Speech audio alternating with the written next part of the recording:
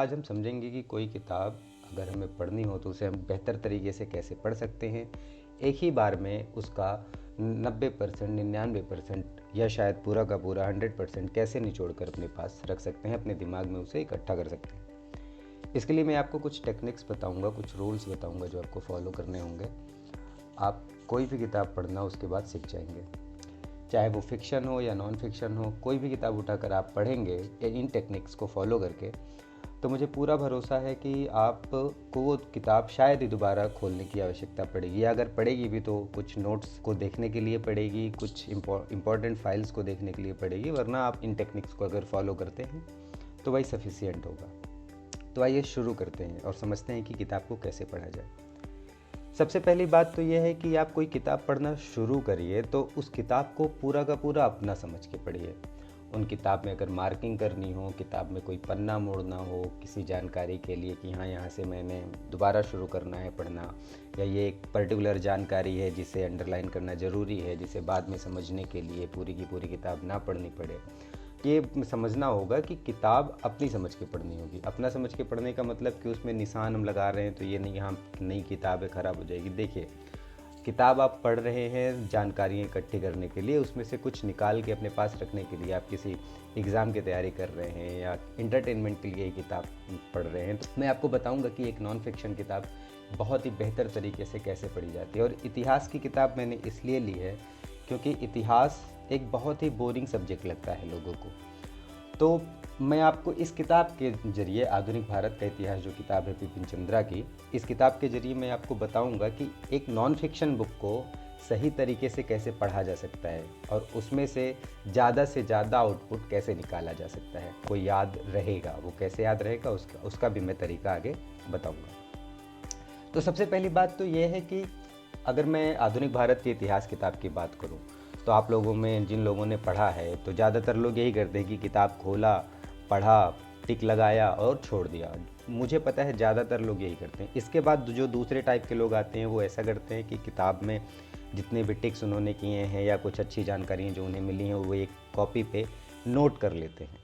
तो ठीक है, ये तरीका अच्छा है अपने लिए, अपने हिसाब से आपको अगर लगता है कि ये तरीका ठीक है तो शायद ये तरीका ठीक हो, पर ये फुल प्रूफ तरीका नहीं है। इस तरीके से पढ़कर आप, ये मैं पक्के तौर पे कह सकता हूँ कि 40% या 30% जानकारियाँ ही आपको याद रहेंगी, बाकी आपको सारी जानकारियाँ भूल जाएंगी। जैसे कि जो इम्पोर्टेंट डेट्स होती हैं, इवेंट्स होते हैं, घटनाएं होती हैं, युद्ध होते हैं, या कुछ भी ऐसी जानकारियाँ जो इम्पॉर्टेंट होती हैं याद रखने के लिए, जैसे कोई किन्हीं दो मुद्दों के बीच की बात हुई या कुछ भी हो, ऐसी कोई जानकारी जो याद रखने वाली होती है, वो आप अक्सर भूल जाते हैं, उसे याद नहीं रख पाएंगे इस तरीके से।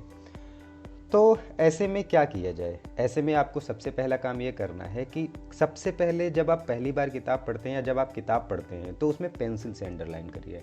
तुरंत मार्कर का प्रयोग मत करिए। मार्कर का प्रयोग दूसरी बार जब आप पढ़ते हैं सरसरी निगाह से, पहले आप पूरी किताब को एक बार पढ़ डालिए। एक बार आप किताब पढ़ेंगे पेंसिल से उसको अंडरलाइन करिए।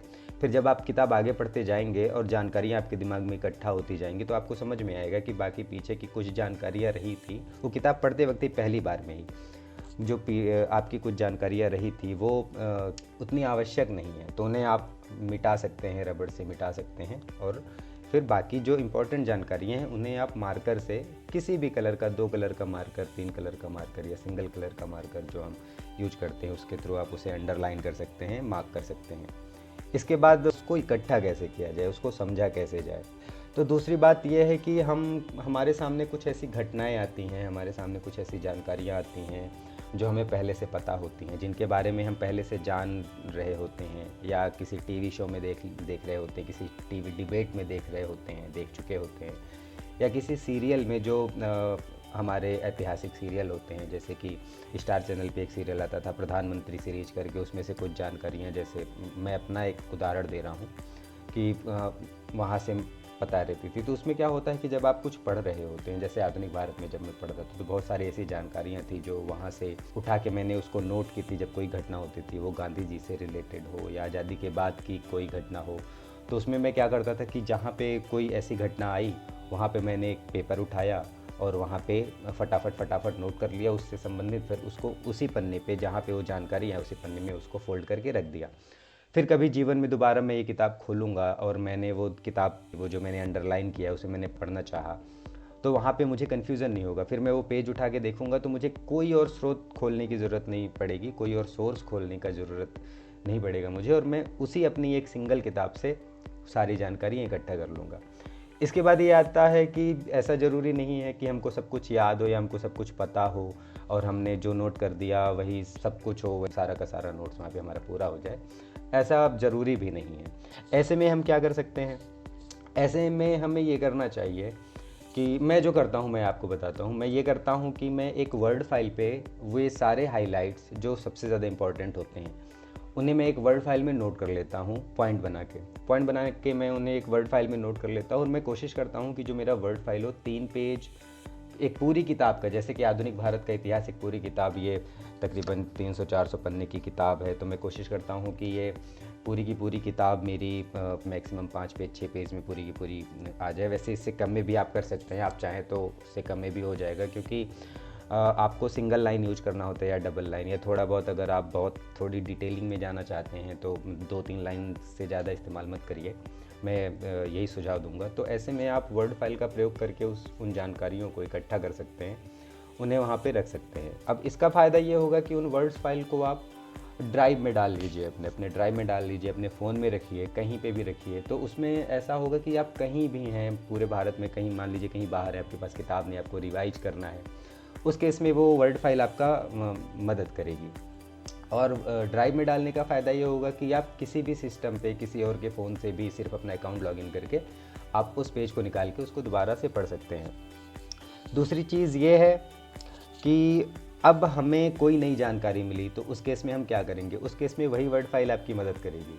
आपको सिर्फ वर्ड फाइल खोलना है, उसको एडिटेबल करना है, एडिटेबल करने के बाद वहाँ पे जिस भी पॉइंट में आपने पहले जानकारी लिखी हुई है उसके नीचे ब्रैकेट में या उसके नीचे पॉइंट लगा के या जैसे भी करके आप जैसे भी उसे ऐड करना चाहें वहाँ पे अपनी एक्स्ट्रा जानकारी ऐड कर सकते हैं। उस किताब में, जैसे कि आधुनिक भारत का इतिहास जो किताब मैं बता रहा हूँ उसमें आप नहीं पढ़े होते हैं, तो वो जानकारी उसमें आप ऐड कर सकते हैं।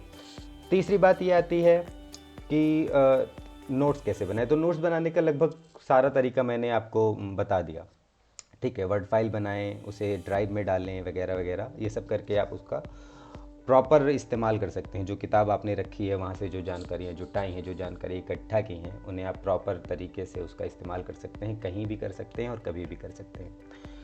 तीसरी बात यह आती है कि पढ़ने का सही तरीका क्या है, इसको सही तरीके से पढ़ें कैसे। तो पढ़ने का सही तरीका वही मैंने बताया कि जैसा कि हम एक छोटी सी बात कहना चाहूँगा कि आप जानते हैं कि ये सोशल मीडिया का ज़माना है। ऐसे में हम इंस्टाग्राम इस्तेमाल करते हैं, यूट्यूब के शॉर्ट्स को देखते हैं, रील्स देखते हैं या कोई और एप्लीकेशन देखते हैं जो भी अवेलेबल होता है हमारे पास, उसमें हमारा जो अटेंशन स्पैम होता है वो बहुत कम हो जाता है। ऐसे में आप बहुत ज़्यादा देर तक पढ़ नहीं पाते हैं, और अगर आप ज़्यादा देर तक पढ़ते हैं तो आप एक पर्टिकुलर टाइम के बाद 50 मिनट के बाद या 1 घंटे के बाद आप कुछ भी पढ़ते हैं तो आप उसे कॉम्प्रहेंड नहीं कर पाते, याद नहीं रख पाते हैं। ऐसा क्यों होता है? क्योंकि आपका जो अटेंशन स्पैम होता है ना वो कम हो चुका होता है। आप इतने शॉर्ट्स देख रहे होते हैं, इतने रील्स देख रहे होते हैं कि आपका दिमाग उसका आदी हो जाता है। तो लंबी चीज़ें जो आप पढ़ते हैं या लंबी चीज़ें जो आप देखते हैं वो आप याद नहीं रख पाते हैं।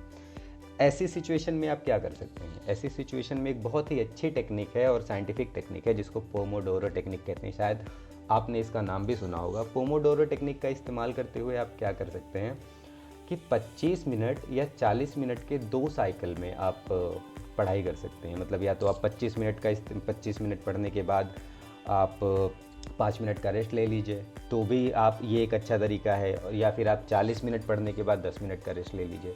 लेकिन ध्यान रखने वाली बात ये है कि जो 5 मिनट या 10 मिनट का रेस्ट आप ले रहे हैं इसमें आप मोबाइल से दूर रहने की कोशिश करिए, या अगर आप मोबाइल उठाते भी हैं तो नोटिफिकेशंस ऑफ रखिए अपने, वहाँ पे मैसेजेज मत चेक करिए। कोई इंपॉर्टेंट कॉल हो या कोई इंपॉर्टेंट मैसेज हो तो देख के वहाँ पे रिप्लाई करने में मत बैठ जाइए, बात करने मत बैठ जाइए। ऐसे में आपका दिमाग डाइवर्ट हो जाएगा। और ये बहुत ही सही तरीके से साइंटिफिकली प्रूवन है कि दिमाग हमारा मल्टीटास्क नहीं कर सकता है। दिमाग एक बार में एक ही टास्क कर सकता है और उसको एक टास्क से दूसरे टास्क पे शिफ्ट होने में बहुत ज़्यादा एनर्जी कंज्यूम करता है आपका दिमाग। तो उस एनर्जी को बचा के रखना है। अगर आप एकेडमिक्स में हैं, अगर आप किताबें प्रोफेशनल लाइफ के लिए पढ़ते हैं तो ऐसे में आपको अपनी एनर्जी बचा के रखनी बहुत ज़रूरी है, क्योंकि आप जो पढ़ रहे हैं उसे कॉम्प्रहेंड करना बहुत ज़्यादा ज़रूरी है। ऐसे में पोमोडोरो टेक्निक आपकी हेल्प कर सकती है। बाकी ऑनलाइन तरीके से उसको कैसे सेव करना, ये सारी चीज़ें मैंने आपको बता दी हैं। रिवीजन नोट्स की बात करते हैं लोग कि रिवीजन नोट्स कैसे बनाएं। तो रिवीजन नोट्स के लिए मैंने वही आपको बताया कि वर्ड फाइल, आप एक वर्ड फाइल बना सकते हैं, उसे ड्राइव में डाल सकते हैं।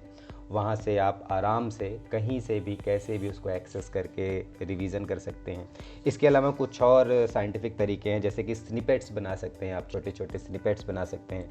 अब स्निपेट्स का क्या हुआ, स्निपेट्स का मतलब क्या होता है? स्निपेट्स का मतलब होता है कि कुछ ऐसी घटनाएं होती हैं, जैसे युद्धों के बारे में होता है कि इन दो लोगों के बीच युद्ध हुआ, कब हुआ, या फिर एक जो श्रृंखला होती है राजा महाराजाओं की, एक श्रृंखला होती है कि कौन से राजा के बाद कौन सा राजा आया, उनका एक नामकरण होता है, उनकी एक टाइमलाइन होती है।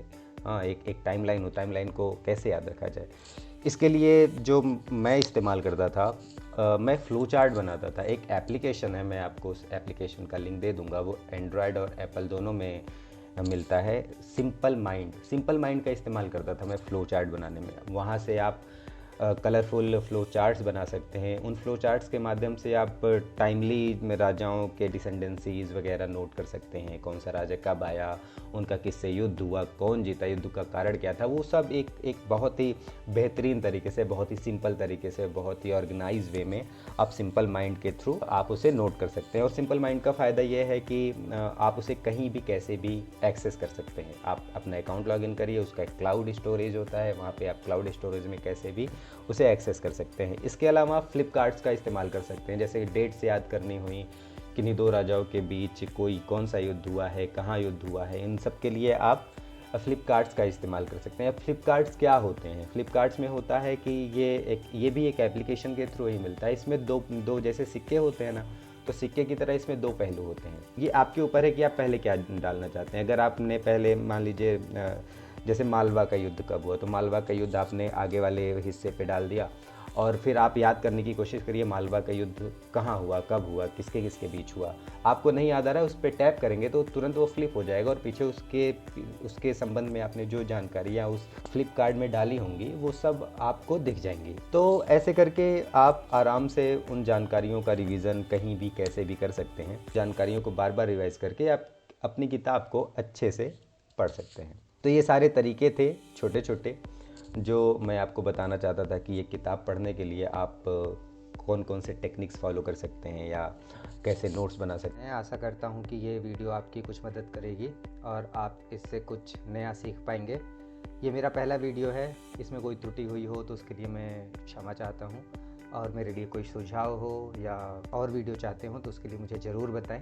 मैं कोशिश करूँगा कि उस विषय पे मैं एक नया वीडियो बना पाऊँ। और साथ ही साथ आप लोगों से एक गुजारिश रहेगी कि जो इस चैनल पे नए हैं या पहली बार मेरा वीडियो देख रहे हैं, तो मेरे चैनल को सब्सक्राइब करके बेल आइकन ज़रूर प्रेस करें।